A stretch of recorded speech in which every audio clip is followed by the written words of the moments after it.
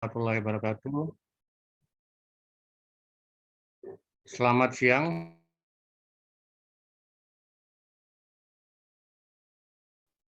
Aslab dan Kepala Lab PTI, Pak Reza. Yang Terima kasih atas kesempatannya untuk bisa menyampaikan materi responsi praktikum dasar pemrograman. Baik, sebelum mulai mungkin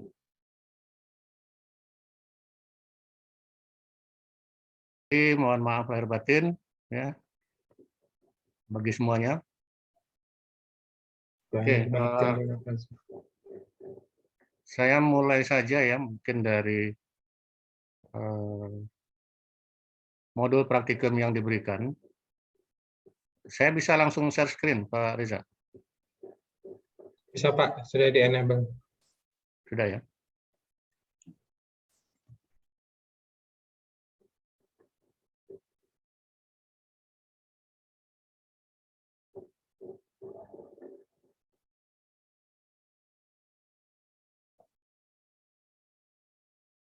Jadi untuk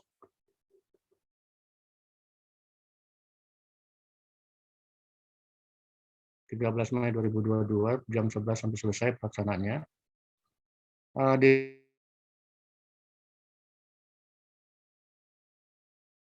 bagian 1 dan 3 itu lebih ke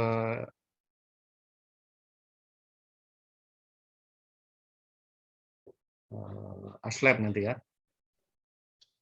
Baik,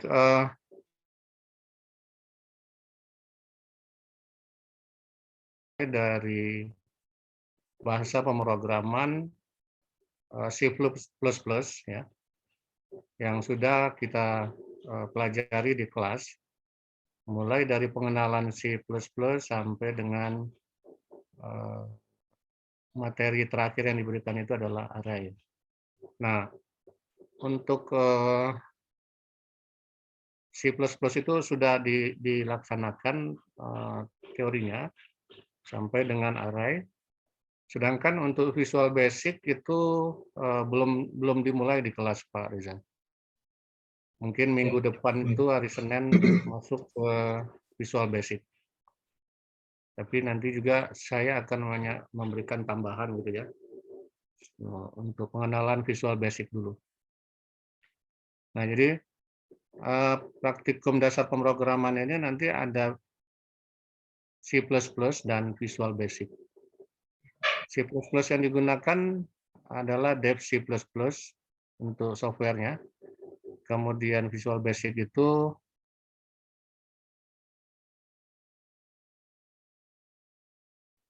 yang akan kita inikan hari ini. Kemudian yang akan saya sampaikan di sini secara lebih dominan itu adalah pelaksanaan praktikumnya. Pelaksanaan praktikum itu maksudnya bagaimana proses praktikum yang akan dilaksanakan,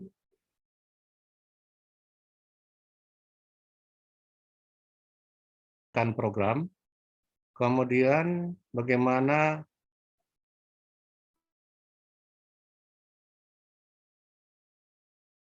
ya analisis program yang harus nanti. Nah, saya langsung ke modul program praktikum yang akan dilakukan itu. Yang pertama adalah pengenalan dan pemrograman bahasa C++.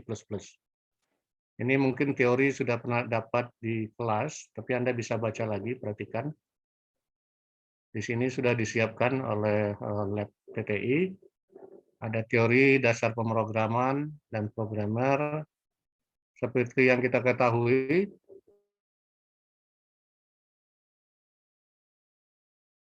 jadi mempunyai struktur sendiri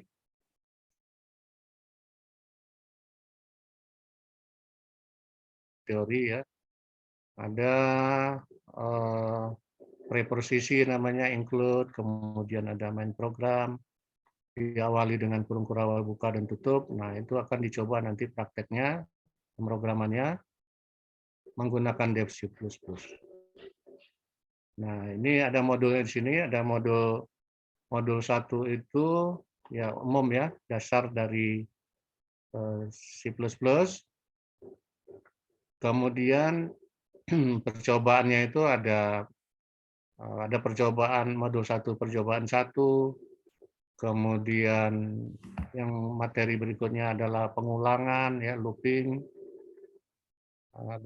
bagaimana menggunakan looping, itu percobaan 2.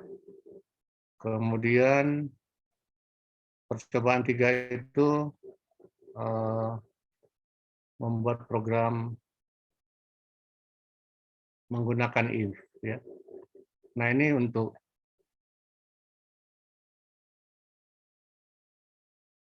jadi perhatikan, tinggal mencoba langsung di komputer atau laptopnya. Kemudian di bagian akhir itu masing-masing mode percobaan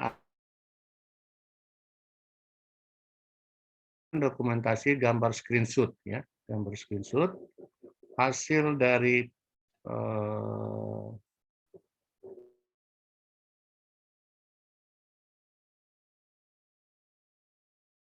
source code atau programnya, kemudian screenshot untuk hasilnya. Jadi kalau bisa, kalau saya sih mintanya, tapi nanti tergantung format dari lab lah. Ada script program di kiri, kemudian ada hasil di kanan. Kalau saya mintanya seperti itu. Kemudian ini ada 3 tadi ya, ada 3 hasil. Nah, ini bagian ke-6-nya adalah analisis ya.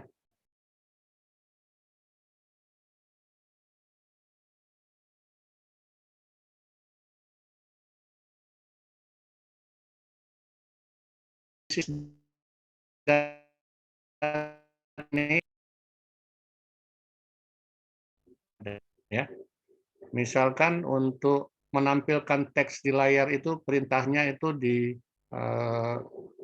C++ dev C++ itu misalkan cout misalnya.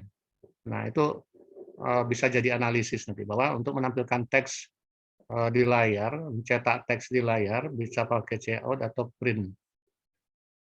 Seperti yang di program di atas tadi. Ada yang menggunakan print ya, printf. Kemudian ada juga pakai cout. Nah, nanti itu sebagai analisanya. Kemudian untuk percobaan yang kedua juga seperti itu. Looping, looping itu ininya apa perintah? Nah, bagaimana kok bisa looping dia? Nah, itu yang menjadi analisisnya nanti ya. Dan terakhir adalah kesimpulan. Kesimpulan itu adalah Anda bisa melihat tujuan dari modul 1 itu untuk apa. Setelah dicoba nanti dari situ diambil kesimpulannya bahwa untuk misalkan untuk looping itu menggunakan perintah apa, itu salah satu contohnya. Oke, itu untuk modul 1. Kemudian dilanjutkan, nanti format laporannya mungkin ASLab bisa atau sudah ada aturan-aturan dari lab ya yang harus Anda ikuti. Kemudian berikutnya ke modul yang kedua.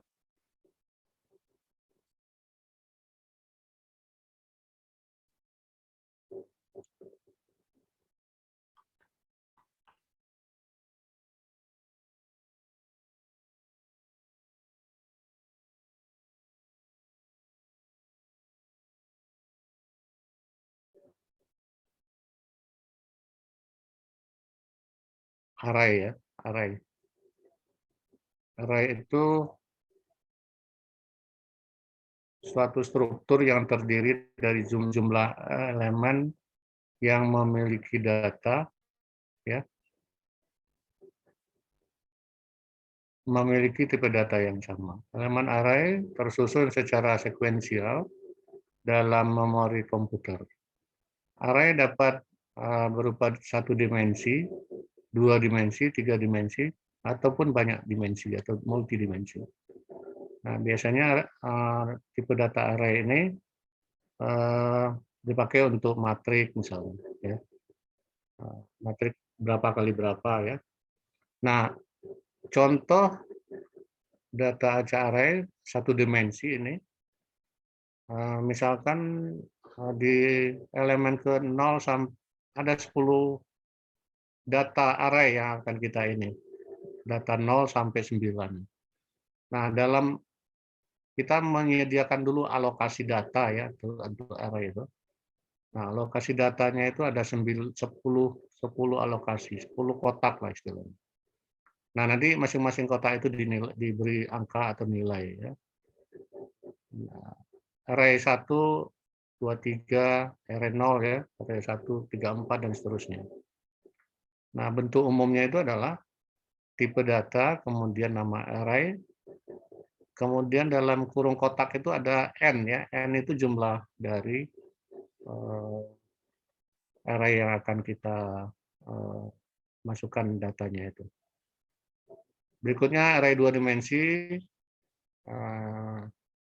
Jadi ini ada 0 sampai 6, ada 7, kemudian ini kolom ya. Jadi array itu nanti ada hubungannya dengan baris dan kolom. Jadi harus Anda ingat, baris itu yang mendatar ya. Ini ada 4 baris berarti ya. Kemudian kolomnya itu yang vertikal ya. Jadi kalau 3 kali 3 berarti 3 baris 3 kolom. Kalau 4 kali 4 ya 4 baris 4 kolom dan seterusnya. Nah, bentuknya sama ya. Jumlah array-nya itu ada baris dan kolom ya, M dan N. Atau bisa juga dijabarkan di sini masing-masing elemennya. Ada berapa elemen kolom, ada berapa elemen baris. Itu yang untuk 2 dimensi atau lebih. Berikutnya pencarian menggunakan array ini, pencarian biner atau binary search. Ini bisa juga digunakan menggunakan tipe data array. Untuk modul array ini ada percobaan satu yaitu array 1 dimensi. Ini skrip programnya ada di sini. Anda perhatikan, silakan mencoba ya, mengetik sesuai dengan skrip yang ada ini. Kemudian disimpan namanya sesuai dengan yang diminta. Setelah itu ada modul percobaan satu ini. Ada skripnya, ini hasilnya nanti. Anda tinggal mencoba dijalankan. Kemudian ada percobaan yang kedua untuk modul 2 ini, yaitu array 2 dimensi. Nah, di sini ada skrip programnya juga. Menggunakan for di sini ya, yang 2 dimensi. Nah, for itu untuk apa? Diingat lagi. Ya, apa fungsi for di skrip program ini? Itu masuk kemana ininya, perintahnya itu. Itu yang akan menjadi analisis Anda nanti pada analisa data. Kemudian ini hasilnya ya, dari program yang di atas ini. Ada matrik 3 kali 3 dengan nilainya 3, 4, 5, dan seterusnya. Kemudian ada juga nilai dijumlahkan. Jadi ini penjumlahan matrik. Nah, skrip programnya seperti ini. Kemudian percobaan yang ketiga, program pencarian data binary search. Ya. Ini programnya, beri nama nanti modul 2 percobaan 3, kemudian jalankan program. Ya. Nah, untuk melihat array terdapat pada indeks, kemudian silakan inputkan array yang tersedia. Jadi ini ada data array di sini. Kalau kita pilih misalkan 5 ya. Nah, hasilnya elemen tersedia pada nomor indeks 2. Karena dimulainya dari 0 gitu ya. 0 itu ada di indeks yang kedua. Nah, ini script program dan pelaksanaan programnya nanti harus kemudian setelah itu hasil percobaannya sama dengan modul 1 tadi. Ada hasil percobaan, hasil program percobaan 1, ada script program, dan ada hasil nanti. Ada 3 di sini ya, tampilkan di sini. Kemudian bagian ke-6-nya adalah sama, analisis. Ya. Analisis yang perlu Anda ingat adalah teori dari array itu sendiri. Misalkan array satu dimensi, apa yang menjadi ini utama dari array satu dimensi itu. Misalkan untuk mencari data tadi misalnya. Apa perintah untuk mencari data itu yang utama. Itu yang menjadi isi dari analisisnya nanti. Sekali lagi saya sampaikan bahwa dalam membuat analisis itu Anda harus menghubungkan dengan teori yang ada. Ya. Kalau masalah array, percobaan modul dan percobaannya tentang array, berarti Anda harus memahami dan membaca lagi teori tentang array. Kemudian terakhir dibuat kesimpulan. Ya, kesimpulan ya sesuai dengan ini tadi, hasil yang didapat itu apa? Kesimpulannya di sini disarankan minimal 3 poin. Ya. Kemudian ini untuk modul 2. Oke, berikutnya saya lanjut lagi ke modul yang ketiga.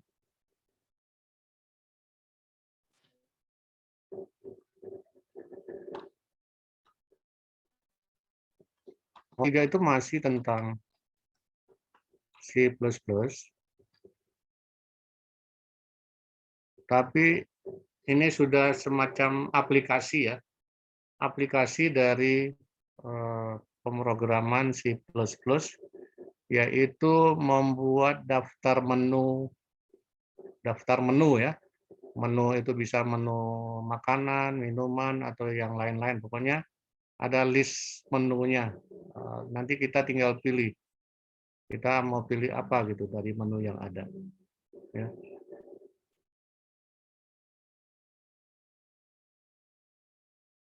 Ini nanti menggunakan fungsi ya.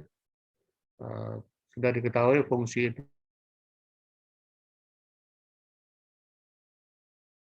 tipe data yang digunakan apa ya. Itu harus diingat lagi pada saat praktek nantinya. Nah, di sini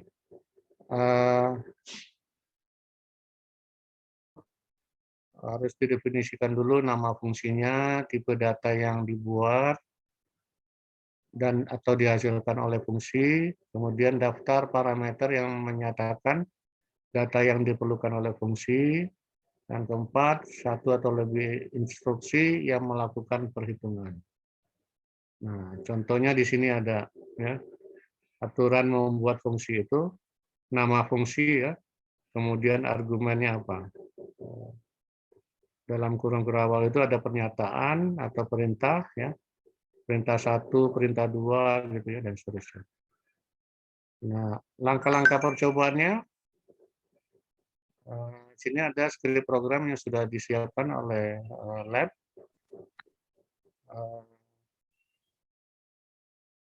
Jadi kalau bisa dalam membuat analisa nantinya, ini kan ada kelompok-kelompok program gitu ya. Bagian atas ini apa itu Anda jelaskan, kemudian itu lebih bagus lagi ya. Jadi ada pembuatan pernyataan, membuat fungsi, tipe data yang digunakan, nah itu lebih ini lagi, lebih bagus lagi analisanya nanti. Kemudian ada program utama gitu ya. Ini bagian-bagiannya semua ada di sini bisa dilihat karena C++ itu sekali lagi itu adalah pemrograman terstruktur, ada strukturnya. Nah, modul 3 ini ada percobaan 1, di sini untuk menampilkan daftar menu dan harga di sini ada semua. Percobaan 2, menyimpan data input pengguna. Jadi data yang kita inputkan itu bisa disimpan nanti. Ya. Kemudian, nah ini contohnya ini. Hasilnya seperti ini. Nama praktikan misalnya, nomor HP, makanan yang dipesan, minuman yang dipesan ada di sini. Ditampilkan hasilnya. Kalau tadi yang di atas ini hanya daftar menunya saja dan harga. Kalau ini untuk menampilkan yang siapa yang memesan, nomor HP-nya berapa dan pesanannya apa. Ya. Jadi modul ini 2 percobaan ya. 2 percobaan, ya, 2 percobaan. Hasilnya nanti skrip programnya di sini, hasilnya sebelah kanan, sama untuk kedua percobaan, dan yang terakhir adalah analisa. Nah, analisa ini yang harus Anda ini. Bagaimana bisa program ini bisa menampilkan nama dari pemesan tadi. Apa perintahnya di dalam program ini. Itu yang jadi analisa Anda nantinya. Oke, ini untuk modul 3. Dan terakhir dalam praktikum nanti adalah modul keempat. Jadi ada 4 modul ya.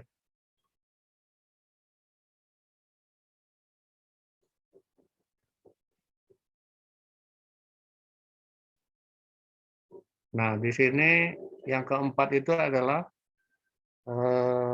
pemrograman menggunakan Visual Basic. Jadi karena kita di kelas belum belajar Visual Basic,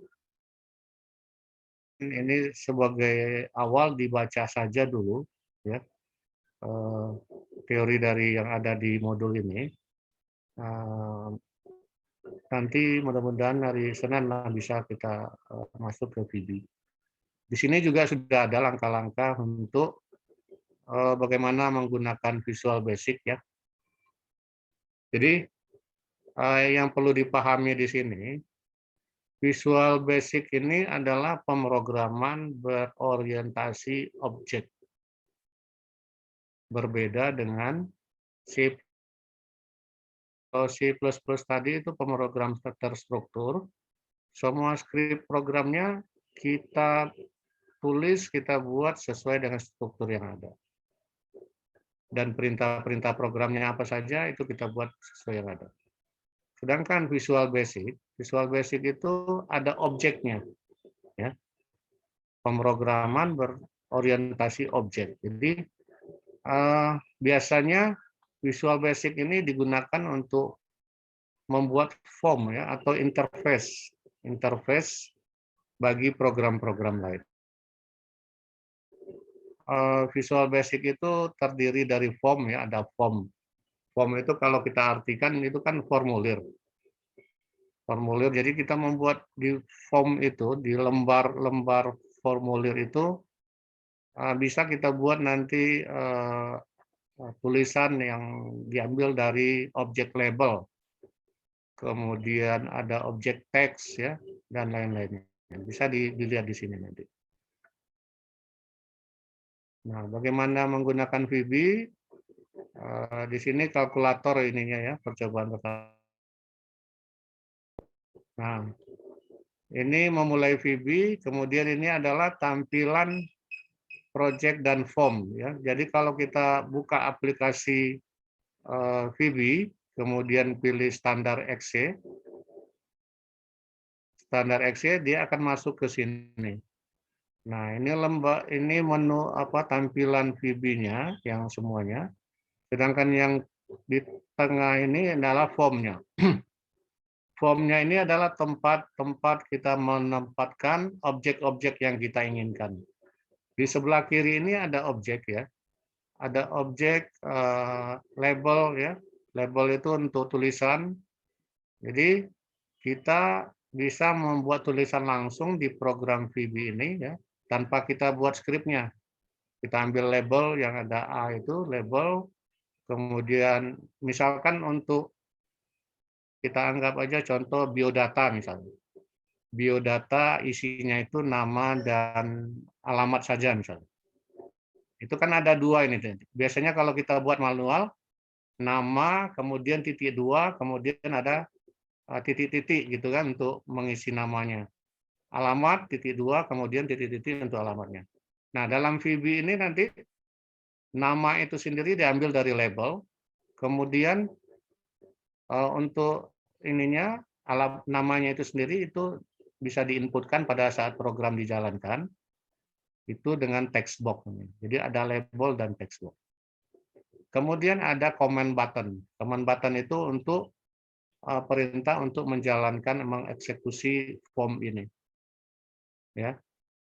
Nah, itu nanti bisa saya kirimkan nanti ininya, materinya, atau kita coba langsung nanti di kelas. Nah, ini objek-objek yang ada ya di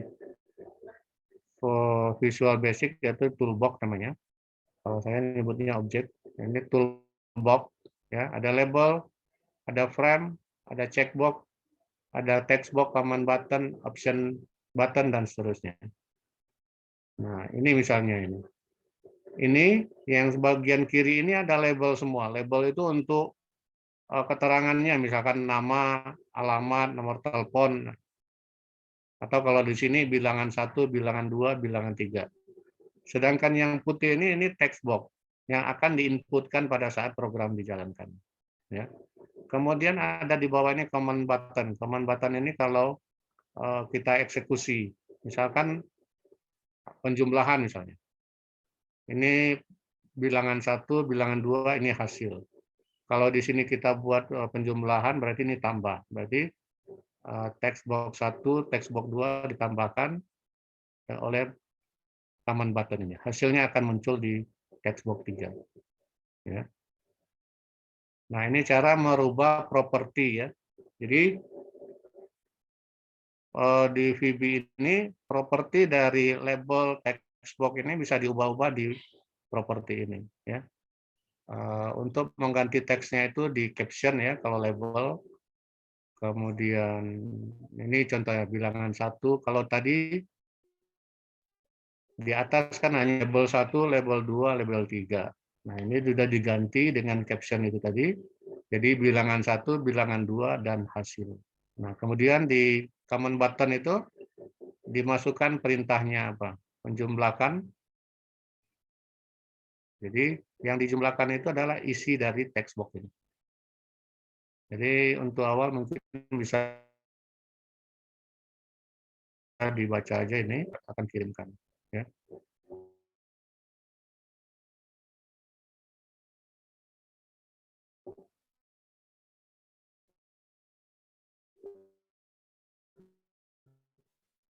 Nah, 15 bilangan 1, 15 hasil 100 muncul hasil itu. Nah, ini nanti yang akan disimpan ya di hasil nanti yang akan dibuat analisanya nanti.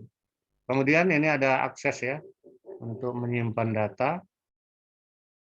Ini Visual Basic ini bisa digunakan dengan beberapa program yang lain. Nah, kalau di sini contohnya Microsoft Access untuk data ya, database. Nah, bisa juga nanti VB ini dihubungkan dengan microcontroller ya. Jadi bisa sebagai interface dari microcontroller gitu. Nah, ini untuk membuat database-nya ya. Data yang dibuat itu nanti disimpan ya, database. Nah, ini untuk percobaan 2 untuk modul keempat ya. Nah, ini. Nah, catatan ya dalam kita membuat program menggunakan Visual Basic, itu harus ada selalu ada tabel properti ya, tabel pengaturan properti pada komponen yang digunakan. Misalkan objeknya form, ada form berapa, kemudian propertinya apa yang harus diubah. Nah, ini yang Anda cari nantinya. Name mahasiswa, startup position, center owner, ya. Ini nilainya. Kemudian data grid, ada DC 1, label 1 sampai 6, teks 1. Ya.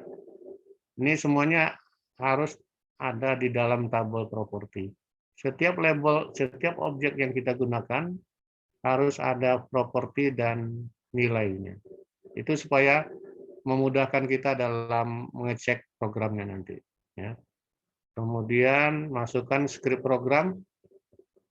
Jadi pada Visual Basic ini masing-masing objek itu satu script program gitu. Terutama untuk common button. Itu punya script program tersendiri.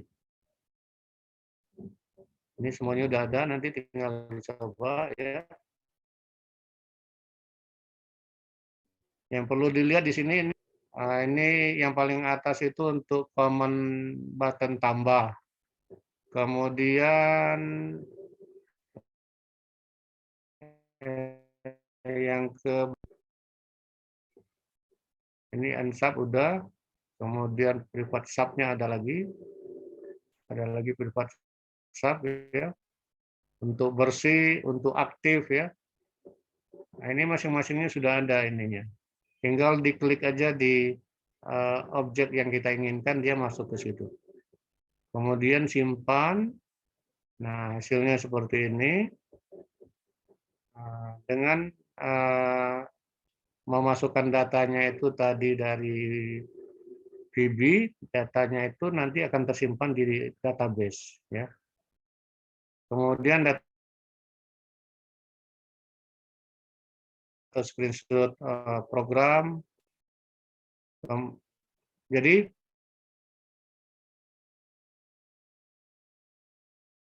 dan gambar screenshot objek dan screenshot script program ya. Gambar objeknya ini tadi yang diinginkan. Kemudian script programnya, ini gambar objeknya ini. Form yang dibuat di VB.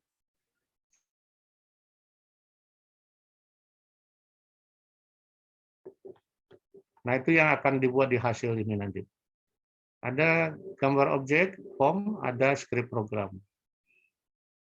Ini percobaan 1, percobaan 2, kemudian dianalisis lagi nanti. Nah, khusus untuk VB ini mungkin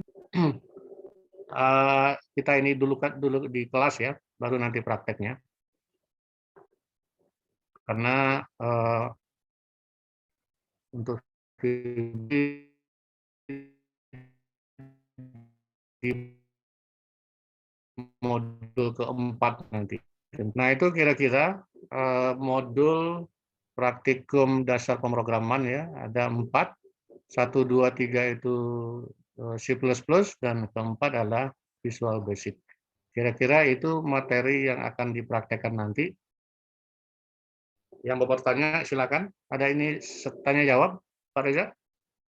Ada Pak, mangga Pak, dilanjut saja langsung dari dosen. Oke. Dari Pak. Silakan, kalau ada yang mau bertanya.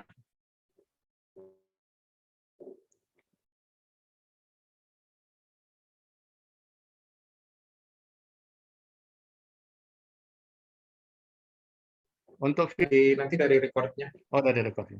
Ya. Oke, silakan ada yang mau bertanya.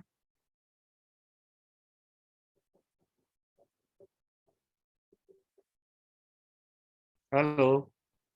Atau mungkin bisa ditanya langsung Fadil biar lebih fokus. Harus ditunjuk langsung. Barangkali ini Mana nih? Siapa ini? Alexander Agung.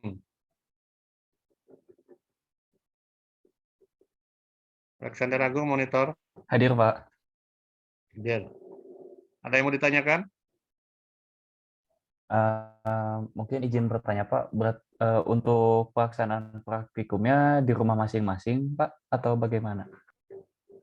Gimana Pak Reza? Untuk praktikum daring itu pelaksananya dari masing-masing ya. Bisa dia bebas mau di rumah atau menggunakan perangkat di lab ya. Kalau tidak memungkinkan pakai perangkat sendiri ya. Yang jelas ya menggunakan PC atau laptop gitu. Boleh di rumah masing-masing atau boleh ke lab? Bisa ke lab Pak kalau misalnya nggak ada perangkat pendukungnya. Oke, jadi bagi yang tidak punya komputer itu bisa ke lab, bagi Betul, yang Pak. punya bisa di rumah. Ya. Kalau untuk pelaksanaannya udah ada Pak Reza, hari apa? Jadwalnya sudah ada Pak, sudah dibuat. Mungkin dari Aslab silakan bisa di-share. Izin menjawab Pak, untuk jadwalnya nanti kami share setelah SOP. Oke, jadi nanti akan di-share ya oleh Aslab. Nah, sekali lagi saya minta ke semua praktikan, semuanya harus ikut praktikum ya. Ikut praktikum, karena dasar pemrograman ini ada nilai teori, ada nilai praktikum. Ya. Ini semuanya ada 47, 40 ya. Masih ada yang belum join kayaknya ya. Iya Pak. KM kelas Ilham, mana Ilham? Halo Ilham, KM? Nggak ada ya? Kelas B, KM-nya ada? Oh ini ada Ilham, kemana Ilhamnya? Tolong dikasih tahu nanti yang ini, yang tidak ikut responsi ini, praktikumnya jangan sampai nggak ikut juga nanti.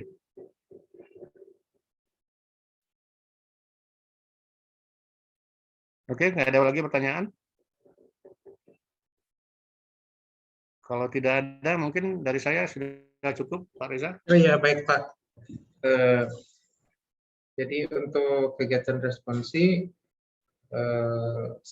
sekian dari Pak Zufari. Terima kasih banyak Pak atas kesediaan penyampaian materinya hari ini untuk praktikan kelas A dan kelas B.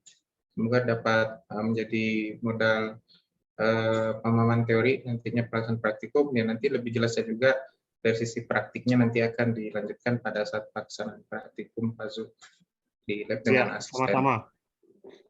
Ya baik Pak, saya tutup. Terima kasih semuanya atas perhatiannya pada para praktikan. Assalamualaikum warahmatullahi wabarakatuh. Selamat siang. Terima kasih Pak Zul. Assalamualaikum warahmatullahi wabarakatuh. Ya, sama-sama. Saya izin out. Mangga Pak, mangga. Terima kasih Pak Zul. Ya, assalamualaikum semuanya. Waalaikumsalam. Waalaikumsalam warahmatullahi wabarakatuh. Ya baik, kita lanjut ke paparan ini ya. Pada para praktikan dari kelas A dan kelas B semester 2, kita lanjut ke paparan SOP atau paparan tata tertib dan aturan pelaksanaan praktikum.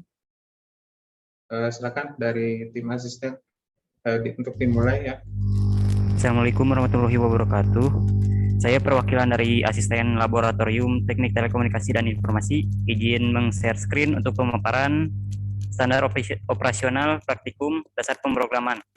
Mungkin untuk share screen akan di-share screen oleh Kang Izan. Maka Kang Izan. Assalamualaikum warahmatullahi wabarakatuh. Pada video kali ini kami dari pihak pengelola Laboratorium Teknik Telekomunikasi dan Informasi untuk periode semester genap tahun 2021 dan tahun 2022 akan menyampaikan terkait standar operating procedure atau SOP dari pelaksanaan praktikum pada semester ini. Perlu saya tekankan kembali ya, seperti pada semester-semester sebelumnya, bahwa pada saat ini di program studi teknik elektro Unjani sendiri itu ada 3 lab ya. Nah, mungkin yang karena di semester ini itu ada praktikan ya semester tahun pertama ya, yaitu semester 2. Jadi mungkin barangkali saja belum tahu ya, sekedar informasi bahwa di program studi teknik elektro Unjani sendiri sudah ada 3 lab, yaitu lab TTI ya, dan selain lab TTI ada lab TTL yang bergerak di bidang tenaga listrik, dan juga TKI yang bergerak di bidang kendali dan instrumentasi ya. Jadi setiap praktikum disesuaikan dengan bidang keahliannya.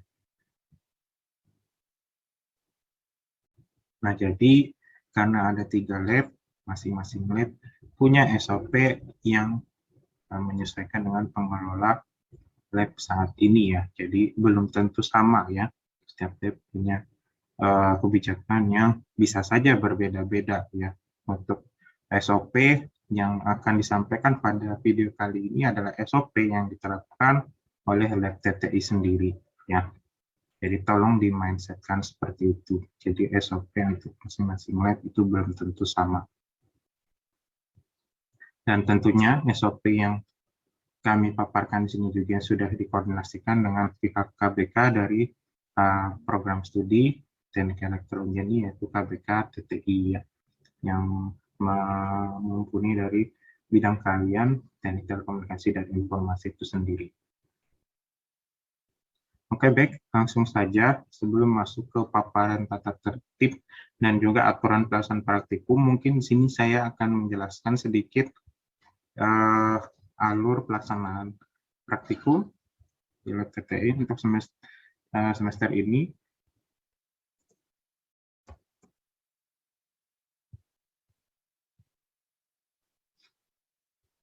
Nah, ini untuk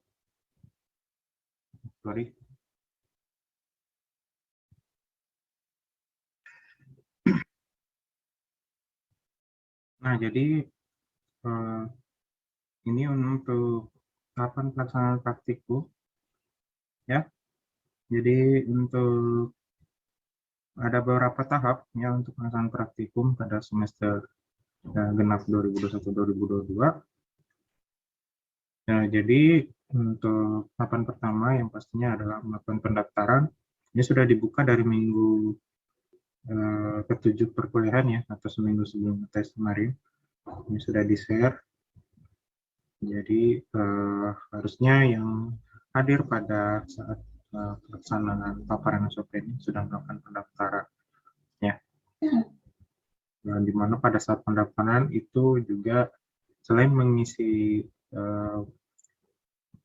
biodata, ada juga melampirkan dokumen-dokumen yang diwajibkan, tentunya yaitu tentang KHS ya, dan juga bukti administrasi keuangan ya, dengan aturan yang berlaku ya, minimal berapa persen yang sudah terlampir di G-form-nya. Nah, kalau sudah melakukan pendaftaran, kita masuk ke pelaksanaan pra-praktikum. Nah, untuk kegiatan praktikum ini ada beberapa hal yang mesti disiapkan oleh praktikan sebelum melakukan pelaksanaan praktikum. Yang pertama, mengikuti kegiatan responsi praktikum ya. Nah, untuk kegiatan responsi, nah ini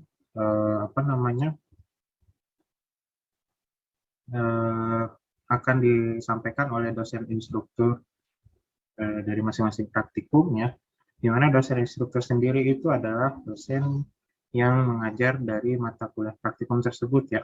Misalnya contoh praktikum dasar pemrograman, ya dosen instrukturnya adalah dosen dari mata kuliah dasar pemrograman ya. Begitu pula yang untuk praktikum yang lain. Nah, untuk praktikum selain kegiatan responsi itu juga ada paparan SOP yang disampaikan pada video ini ya, yaitu tentang aturan dan tata tertib pelaksanaan praktikum yang harus ditaati dan diikuti oleh semua praktikan nantinya pada saat praktikum di lab TTI. Tentunya juga para praktikan dihimbau atau diinstruksikan untuk menyiapkan modul praktikumnya sebelum pelaksanaan praktikum. Itu silakan disiapkan, di-download berdasarkan instruksi dari asisten yang untuk segera menyiapkan modulnya dan masing-masing praktikum yang diikuti. Nah, kalau sudah pelaksanaan praktikum itu sudah selesai, masuk ke pelaksanaan praktikum. Yang ini kegiatannya cukup panjang ya untuk pelaksanaan praktikum, yaitu mengikuti kegiatan praktikum itu sendiri. Nah, untuk semester genap 2021-2022 ini ada 3 praktikum yang dilaksanakan di laboratorium TTI, yaitu ada praktikum dasar pemrograman dan ada juga praktikum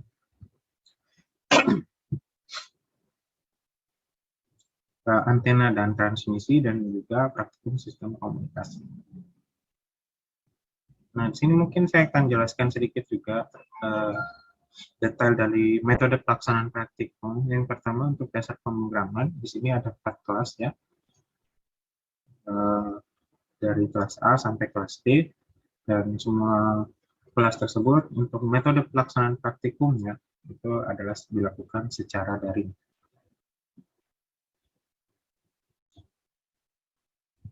Kemudian daring ini adalah metode pelaksanaan praktikum yang dilakukan secara online ya, menggunakan aplikasi Zoom, di mana untuk yang Zoom sendiri atau teknis pelaksanaan nanti akan lebih detail dijelaskan oleh tim asisten ya, mungkin pada hari H. Kemudian untuk praktikum antena dan transmisi ini dibagi 2 ya, bagi kelas A ya untuk reguler tadi itu dilaksanakan visit lab ya, sedangkan untuk kelas karyawan kelas B C ya itu pelaksanaannya akan dilaksanakan secara daring ya. Jadi nantinya akan ada video tutorial yang kemudian nanti akan dilanjutkan dengan pengerjaan laporan. Begitu juga untuk praktikum sistem komunikasi untuk kelas A untuk pelaksanaan visit lab, dan untuk kelas BC ya kelas karyawan itu pelaksanaannya online. Nah, sambil berjalan pelaksanaan praktikum itu tentunya diikuti dengan pasca praktikum ya. Jadi setelah selesai praktikum tentunya ada kegiatan pasca praktikum yaitu mengumpulkan laporan. Ini nanti instruksi lebih jelasnya akan dijelaskan oleh asistennya bagaimana pelaksanaannya. Dan juga nantinya akan ada penilaian dari laporan yang sudah dibuat oleh para praktikan.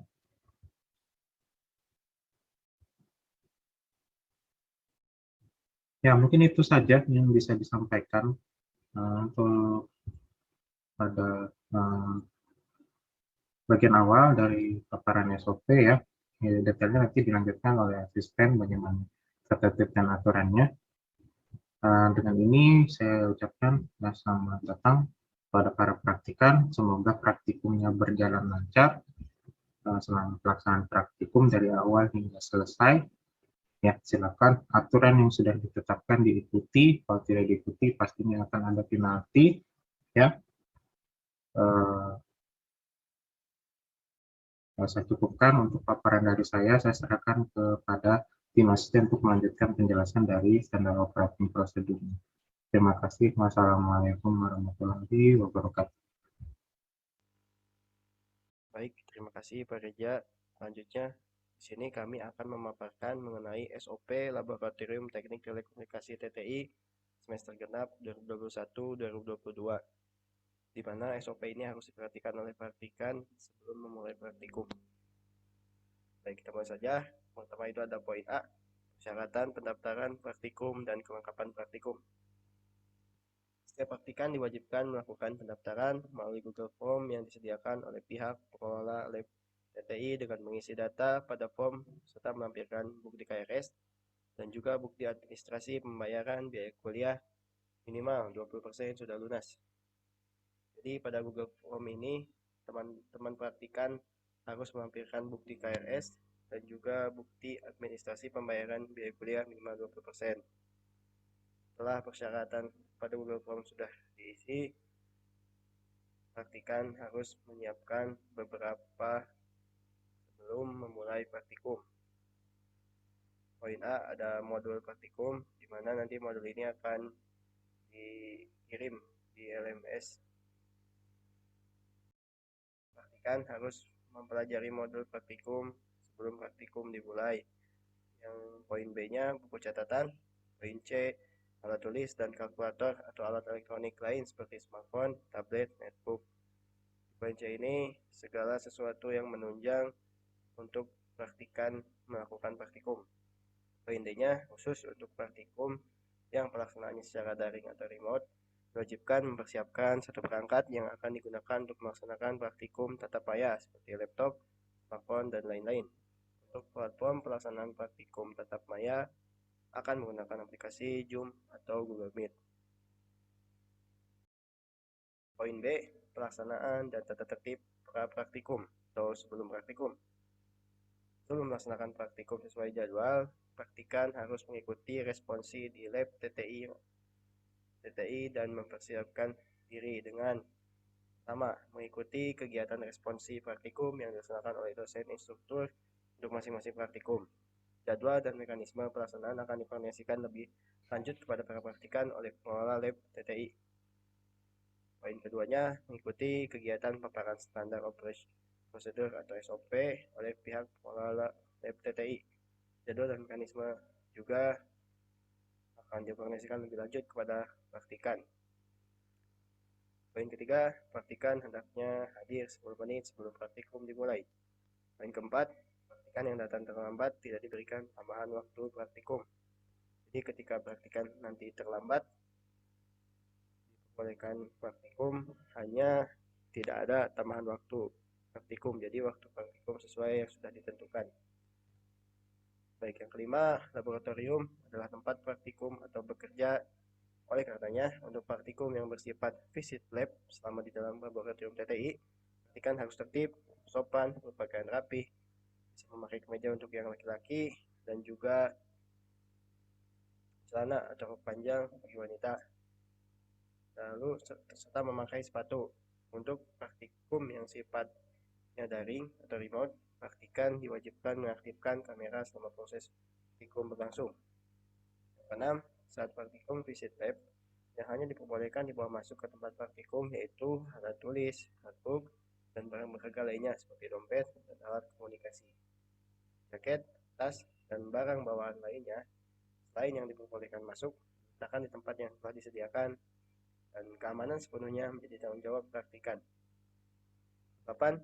Mempelajari modul praktikum sebelum pelaksanaan praktikum dimulai.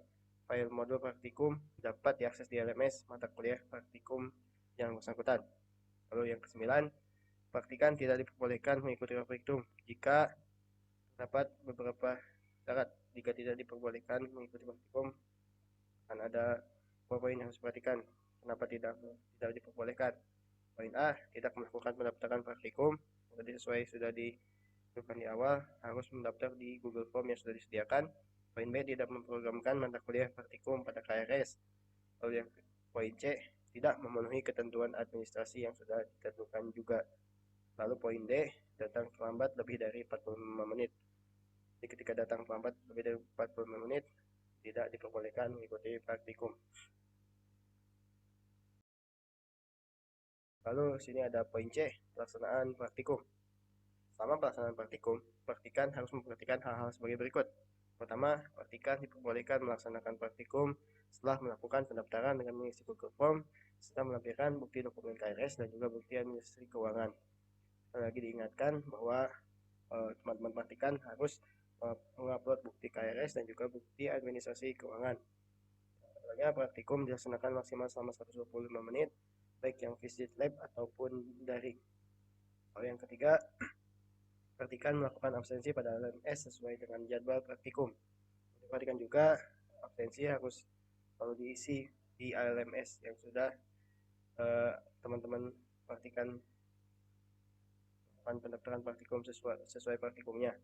Lalu yang ketiga itu praktikan melakukan pengecekan rangkaian kepada asisten laboratorium setelah selesai merangkai dan sebelum dihubungkan dengan catu daya. Lalu yang kelima, praktikan diperbolehkan menghubungkan rangkaian ke catu daya jika rangkaian telah dinyatakan benar oleh asisten laboratorium.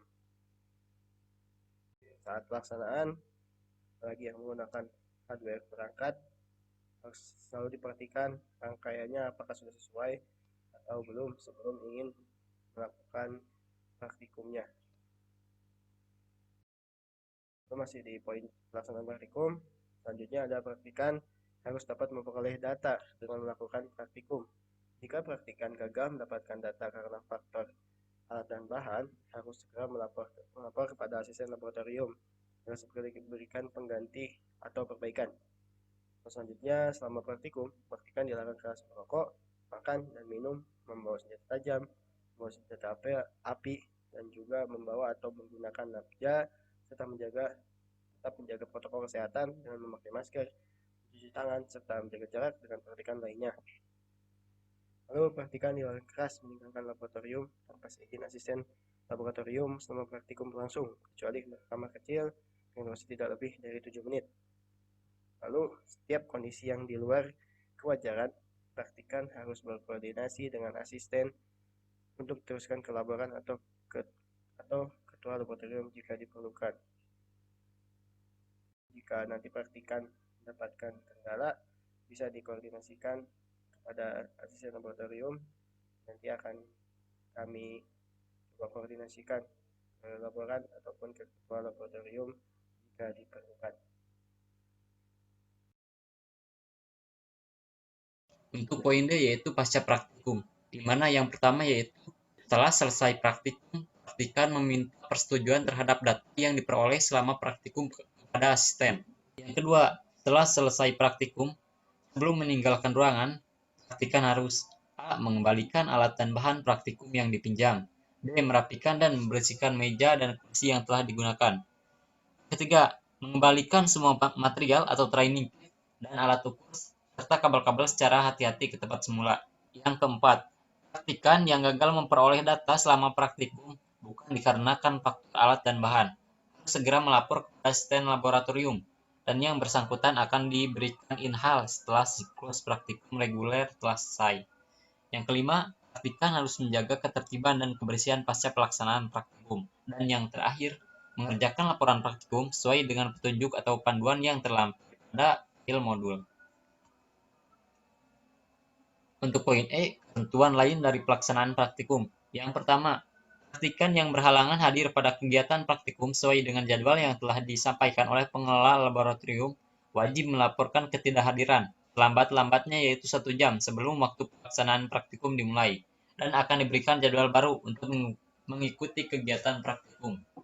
Kedua, jika praktikan merusak atau menghilangkan bahan, alat atau fasilitas laboratorium yang lain, maka praktikan wajib mengganti berupa barang yang sesuai atau sama. Yang ketiga, sistem penilaian pada kegiatan praktikum di lab TTI mengikuti aturan di mana setiap modul praktikum memiliki bobot sebesar 25% dikalikan jumlah modul. Yang keempat, laporan praktikum dikumpulkan 5 hari baik bersifat visit lab maupun daring. Laporan praktikum yang bersifat visit lab dikumpulkan dalam bentuk hard file atau XO file dengan cara di-scan untuk diupload ke LMS. Sedangkan untuk praktikum daring, pengumpulan laporannya dalam bentuk XO file yang diupload ke LMS. Untuk ketentuan poin pada pelaksanaan praktikum dan pengumpulan laporan, yang pertama, poin laporan praktikum positif diberikan kepada praktikan jika pengumpulan laporan dilakukan sebelum deadline pengumpulan laporan. Negatif akan diberikan kepada praktikan jika mengumpulkan laporan setelah deadline pengumpulan laporan. Yang kedua, pada saat praktikum dan penyerahan laporan, praktikan harus berpakaian rapi, memakai kemeja atau kaos berkerah, bersepatu dan berkaos kaki. Yang ketiga, mahasiswa yang berhalangan hadir saat pelaksanaan praktikum, mohon untuk menghubungi asisten laboratorium lambat-lambatnya yaitu 10 menit sebelum waktu pelaksanaan praktikum. Dan jika hal tersebut tidak dilaksanakan, maka akan diberikan status tidak hadir tanpa keterangan atau THTK. Mahasiswa yang berhalangan hadir karena alasan yang telah disetujui, maka kepadanya akan diberikan waktu pengganti sesuai dengan kesepakatan dengan asisten laboratorium. Yang selanjutnya, tidak ada praktikum susulan bagi mahasiswa dengan status kehadiran tidak hadir tanpa keterangan atau THTK. Yang terakhir, tentuan yang tidak tercantum pada modul akan disampaikan secara lisan atau tulisan kepada praktikan oleh pihak pengelola laboratorium. Poin selanjutnya adalah jadwal pelaksanaan praktikum. Praktikum dilaksanakan pada hari sesuai jadwal atau sesuai kesepakatan dan ketersediaan ruangan serta peralatan dari pihak pengelola laboratorium dengan format sebagai berikut. Sesi 1 pukul 8 sampai dengan pukul 10 pagi, sesi 2 pukul 11 sampai pukul 1 siang, sesi 3 dari pukul 2 siang sampai pukul 4 sore, kemudian sesi 4 dari pukul setengah 5 sampai setengah 7 malam, dan sesi 5-nya itu dari pukul 7 sampai pukul 9 malam. Perlu dicatat, format penjadwalan di atas bersifat tentatif atau dapat berubah menyesuaikan dengan kondisi dan ketersediaan ruangan dan perangkat. Format penjadwalan berlaku bagi praktikum yang sifatnya visit lab maupun daring. Kemudian praktikan diperbolehkan pindah jadwal praktikum setelah diizinkan oleh asisten yang bersangkutan dengan ketentuan. Yang pertama, praktikum mengisi form pindah jadwal yang disediakan asisten yang bersangkutan dan mendapat persetujuan dari instruktur atau kepala laboratorium. Yang kedua, setelah mendapat tanda tangan dari kepala laboratorium, praktikan baru boleh mengikuti praktikum, kemudian asisten berhak memberi sanksi jika ketentuan yang ada tidak dapat dipenuhi. Poin selanjutnya ialah tugas pendahuluan praktikum. Tugas pendahuluan dikerjakan oleh masing-masing praktikan dan dikumpulkan sebelum praktikan melaksanakan praktikum modul berikutnya. Soal tugas pendahuluan dapat diakses di LMS atau setelah file diunggah akan diinfokan kepada para praktikan. Tugas pendahuluan ditulis tangan untuk praktikum yang visit lab atau diketik untuk praktikum yang daring dengan rapi di kertas HPS ukuran A4 dengan menggunakan ballpoint atau pena warna biru. Waktu pengerjaan tugas pendahuluan tentatif menyesuaikan dengan soal yang diberikan. Poin selanjutnya ialah tata tertib dan mekanisme penulisan dan pengumpulan laporan. Laporan praktikum dibuat dengan menggunakan kertas HPS ukuran A4, ditulis tangan dengan rapi, dan untuk membuat grafik hanya diperbolehkan menggunakan kertas grafik atau millimeter block atau menggunakan program Microsoft Excel. Laporan ditulis dengan batas kiri, kanan, atas, dan bawah 2,54 cm sesuai dengan modul. Perlu digarisbawahi, jika terindikasi plagiarisme atau tulisan mirip maupun sama, maka nilai praktikum dikurangi berdasarkan persentase besarnya tingkat plagiarisme. Poin selanjutnya ialah penilaian praktikum. Penilaian praktikum dinilai dari kehadiran sebesar 10%, kemudian tugas pendahuluan sebesar 25%, dan untuk laporan sebesar 65%. Segala hal yang belum diatur dalam tata tertib ini akan diatur kemudian sesuai dengan kebijaksanaan kepala laboratorium. Poin selanjutnya ada teknis dan protokol praktikum di era pandemi COVID-19. Protokol kesehatan visit lab, praktikan wajib mengikuti arahan dan protokol selama visit lab, mata kuliah dan kelas terlampir, kemudian wajib membawa dan menggunakan masker oleh masing-masing praktikan dan aslab, kemudian gunakan hand sanitizer sebelum dan sesudah melakukan praktikum, dan lakukanlah physical distancing dan jaga jarak antar praktikan. Kemudian protokol praktikum secara daring, praktikum dilakukan di tempat atau di rumah masing-masing, kemudian praktikum berbasis perangkat lunak atau simulasi, praktikan wajib mengaktifkan kamera selama proses praktikum berlangsung, kemudian pelaksanaan praktikum dilakukan dengan paparan dari asisten laboratorium terlebih dahulu, kemudian dilakukan dengan diskusi dengan praktikan. Lakukan pengumpulan laporan praktikum sesuai jadwal yang sudah ditentukan oleh laboratorium TTI, atau laporan diupload ke LMS, dan yang perlu diingat hindari plagiasi. Yang selanjutnya adalah edaran praktikum lab TTI semester genap 2021-2022. Tabel timeline perencanaan dan sifat kegiatan praktikum semester genap 2021-2022, di mana nantinya para praktikan akan melakukan praktikum selama 5 minggu. Dimulai dari minggu pertama yaitu pendaftaran praktikum, di mana seluruh praktikan wajib melakukan pendaftaran ulang praktikum di Google Form yang sudah disediakan, sifatnya daring atau remote. Kemudian untuk minggu kedua yaitu pra praktikum, di mana para praktikan wajib melakukan dan mengikuti kegiatan responsif praktikum yang dilaksanakan di minggu kedua sesuai jadwalnya masing-masing. Kemudian selanjutnya ada pelaksanaan praktikum, di mana untuk praktikum dasar pemrograman kelas reguler pagi A dan B dan reguler sore serta PJJ praktikum akan dilakukan di minggu ketiga, keempat, dan kelima yang dilakukan secara daring. Kemudian untuk praktikum antena dan transmisi untuk kelas reguler A, praktikum dilaksanakan di minggu ketiga, keempat, dan kelima secara Visit Lab, dan untuk praktikum antena dan transmisi kelas BC atau reguler sore dan PJJ dilakukan di minggu ketiga, keempat, dan kelima secara daring.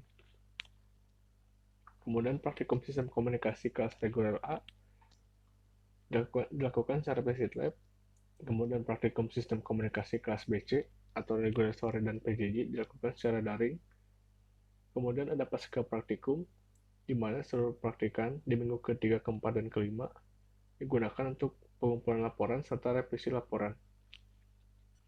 Jadwal berikut masih dapat berubah sewaktu-waktu selama pelaksanaan, menyesuaikan dengan kondisi ruangan dan jadwal asisten laboratorium. Untuk keterangan, minggu ke-1, yaitu minggu ke-7 perkuliahan sampai dengan tanggal 8 Mei, dilakukan pendaftaran ulang praktikum, dan untuk minggu kedua dari 9 Mei sampai 15 Mei, dilakukan responsi praktikum sesuai jadwalnya masing-masing, dan untuk minggu ketiga, keempat, dan kelima, digunakan untuk pelaksanaan praktikum serta pasca praktikum yang dimulai dari 16 Mei sampai 22 Mei untuk minggu ketiga, 23 Mei sampai 29 Mei untuk minggu keempat, dan minggu kelimanya 30 Mei sampai 5 Juni 2022. Jika ada pertanyaan seputar SOP, bisa menghubungi kontak di bawah ini.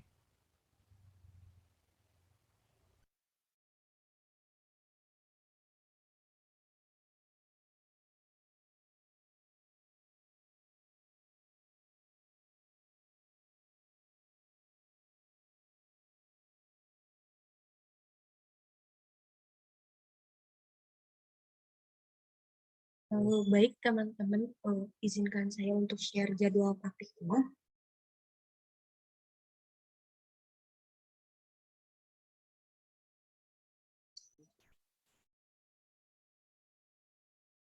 Apakah share screen-nya muncul? Maaf teh belum. Belum di-share screen.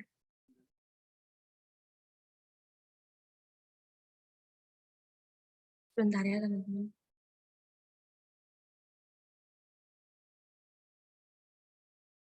Apakah sudah ada? Sudah teh. Saya akan menjelaskan untuk di praktikum kali ini kita ada 3 kegiatan, yaitu ada pra-praktikum, praktikum, serta pasca praktikum. Nah, untuk pra-praktikum sendiri ini ada responsi bersama dosen pendamping, seperti yang tadi kita telah laksanakan. Kita sudah melaksanakan responsi bersama Pak Zulfahri untuk mata kuliah dasar pemrograman. Nah, untuk di pra-praktikum juga, nanti sebelum praktikum, teman-teman seperti di semester sebelumnya, akan ada tugas pendahuluan yang harus dikerjakan sebelum melaksanakan praktikum. Nah, untuk di kegiatan praktikumnya sendiri, yaitu kita terdiri dari 4 modul dan simulasi menggunakan software Dev C++ dan Visual Basic. Nah, untuk praktikumnya sendiri, kita full online, jadi menggunakan laptop atau PC masing-masing, dan nanti softwarenya kalau teman-teman belum ada, kita akan cantumkan di LMS untuk link software Dev C++ dan Visual Basic-nya. Kemudian ada pasca praktikum. Nah, untuk pasca praktikum ini ada pembuatan laporan serta pengumpulan laporan. Untuk pembuatan laporan nanti kita akan cantumkan di LMS juga format laporannya sekalian sama modul, dan pengumpulan laporannya juga seperti biasa ada di LMS. Untuk link pengumpulannya di LMS seperti itu. Nah, ini ada jadwal untuk kegiatan praktikum kelas A dan D. Nah, untuk dasar pemrograman sendiri, kita menjadwalkan itu melaksanakannya 3 minggu, yaitu untuk kelas A di tanggal 19 Mei, hari Kamis, dan kelas B di hari Jumat tanggal 20 Mei. Jadi selama 3 minggu di hari Kamis dan hari Jumat, teman-teman melaksanakan praktikum dasar pemrograman. Nah, sebelumnya kami juga punya option lain. Kan kita melaksanakan praktikum selama 3 minggu nih. Dari teman-teman apakah mau kalau misalnya praktikumnya kita dijadikan 2 minggu, jadi nanti selama 1 minggu kita melaksanakan 2 modul. Kan kita ada 4 modul nih, jadi nanti 1 minggu tuh kita melakukan percobaan 2 modul. Nah, untuk pengumpulannya seperti semester kemarin di seminggu setelah praktikum terakhir. Nah, kalau misalnya jadwal yang sekarang ini kan kita 3 minggu. Pengumpulannya per minggu. Jadi sekarang kita melaksanakan praktikum nih misalnya. Nah, pengumpulannya itu seminggu setelah praktikum hari ini. Seperti itu. Dari teman-teman bagaimana?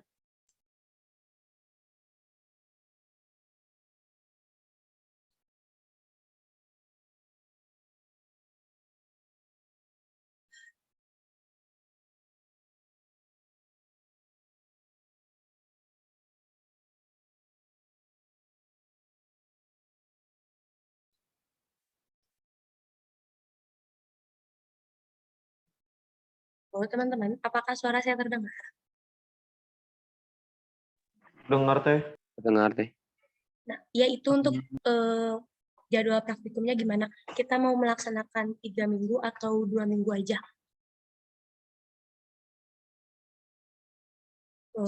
Silakan dirundingkan bersama teman-teman kelasnya. Jadi kalau misalnya kita melaksanakan praktikumnya 3 minggu, untuk pengumpulannya nanti per minggu. Jadi seminggu setelah praktikum dikumpulkan. Jadi, kalau misalnya yang 2 minggu, pengumpulannya seminggu setelah praktikum terakhir gitu. Jadi nanti pengumpulannya langsung 4 modul kalau yang 2 minggu, kalau yang 3 minggu itu per modul.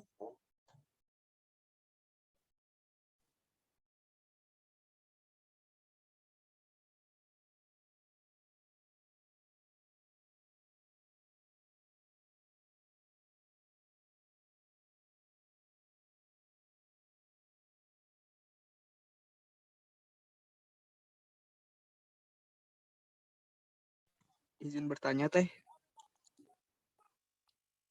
Iya, silahkan. Kalau misalnya ngambil yang 2 minggu, sesi praktikumnya sama aja atau jadi nambah? Untuk yang sekarang kan kita full online ya, jadi kita nggak per sesi, jadi kita langsung, kan lewat Zoom, jadi kita langsung semuanya nggak per sesi gitu. Oh, jadi semua bareng? Ya. Ya, baik teh, makasih. Ya, sama-sama. Yang lainnya bagaimana?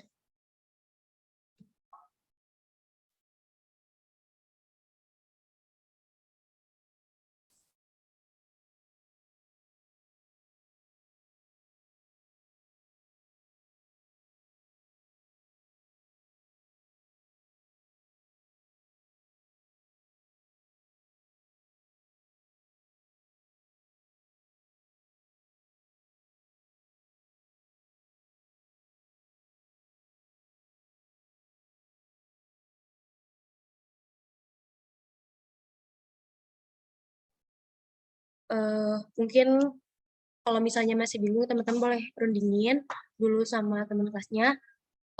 KM-nya nanti tolong hubungi saya secepatnya ya, kalau bisa malam ini terakhir.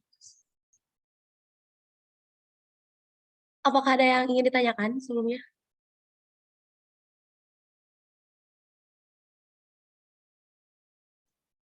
Mungkin saya tambahannya sih Pak dari Bapak. Oh iya Bapak, enggak. Kalau mereka nggak ada kabar, langsung ditentukan sama Aslab sistemnya. Oh. Ya. Ya Bapak, siap. Ya, itu instruksinya nanti dari saya. Ya. Ya Bapak, karena harus cepat disusun juga.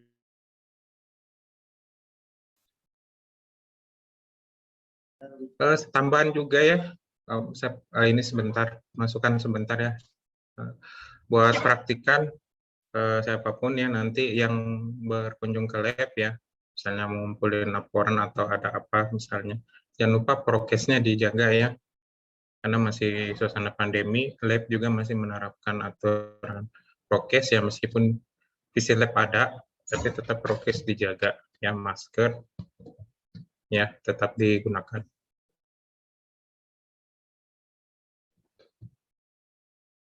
Silahkan dilanjut ya dari Aslep. Oh iya, itu menyambung yang dari Pak Reza barusan, kalau misalnya ada teman-teman yang mau visit lab, tolong kabarin Aslabnya dulu gitu. Ya, takutnya nanti bentrok lagi kelas juga. Kalau misalnya kan visit lab, takut mau visit lab tapi nggak sesuai jadwal kayak gitu.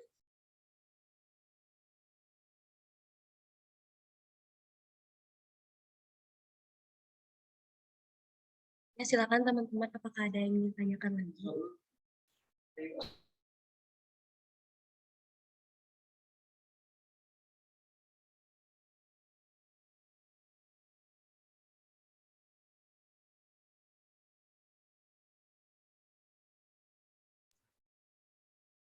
Mungkin ditutup ya kalau nggak ada.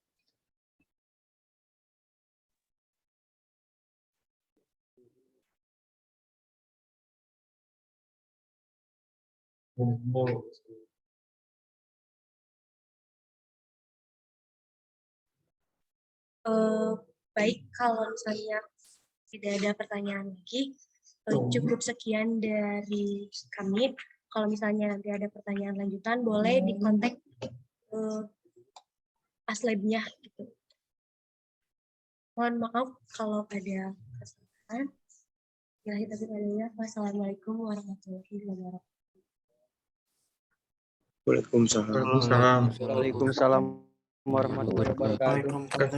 Kembalikan lagi kepada Terima Pak kasih, Riza. Ya, Bapak ucap, mungkin sekedar penutup, Bapak ucapkan semoga lancar praktikumnya untuk mahasiswa semester 2 kelas A dan B ya dari awal sampai selesai ke depannya. Terima kasih semuanya sudah hadir hari ini. Assalamualaikum warahmatullahi wabarakatuh. Waalaikumsalam warahmatullahi wabarakatuh. Waalaikumsalam warahmatullahi Terima kasih, Pak. Ya, sama-sama. Kepada Aslab, nanti siap-siap lagi jam 5 ya, Pakar Taman. Oke, kita end aja. Di end aja, Zan. Oh, iya Pak, siap. Terima kasih Bapak. Ya, sama-sama. Izin semuanya. Ya, Pak.